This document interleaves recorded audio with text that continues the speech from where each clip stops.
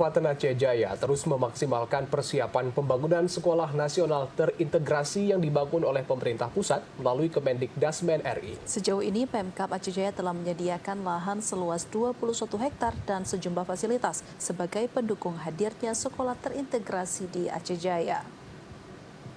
Pemerintah pusat melalui Kementerian Pendidikan Dasar dan Menengah atau Kemendikdasmen RI akan membangun sekolah nasional terintegrasi yang dimulai dari jenjang pendidikan SD, SMP, hingga SMA di Aceh Jaya.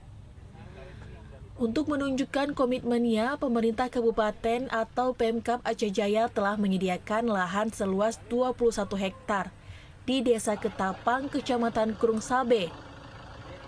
Selain itu, sejumlah fasilitas termasuk dokumen pendukung juga telah disiapkan. Sekda Aceh Jaya, Masri mengatakan, sekolah nasional terintegrasi tersebut nantinya akan menjadi sekolah terpadu dalam satu kawasan pendidikan. Menurutnya, pembangunan sekolah literasi tersebut akan mulai dilaksanakan pada tahun ini. Lahan di Kabupaten Aceh Jaya untuk sekolah literasi, alhamdulillah sudah kita tinjau bersama tim kemarin, dan alhamdulillah kita mempunyai luasan yang cukup untuk pembangunan sekolah tersebut. Kita sudah menyiapkan lebih kurang 21 hektar dari yang dipersyaratkan minimal 20 hektar. Tingkat sekolah yang disampaikanlah dari SD, SMP, dan SMA.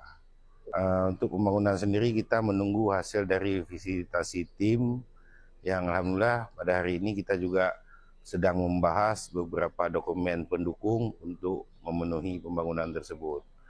Dan tadi kami juga baru mengikuti hasil evaluasi lapangan kemarin. Ya alhamdulillah sampai dengan hari ini kita masih mendapat nilai baik dan kita akan terus melakukan pemenuhan dokumen-dokumen yang dibutuhkan nantinya. Keberadaan sekolah literasi diharapkan mampu menjadi pusat pengembangan pendidikan modern di Aceh Jaya, sekaligus meningkatkan kualitas sumber daya manusia daerah sehingga mampu bersaing, baik di tingkat Aceh, nasional, maupun internasional. Dari Aceh Jaya, Musliadi, TVRI Aceh melaporkan.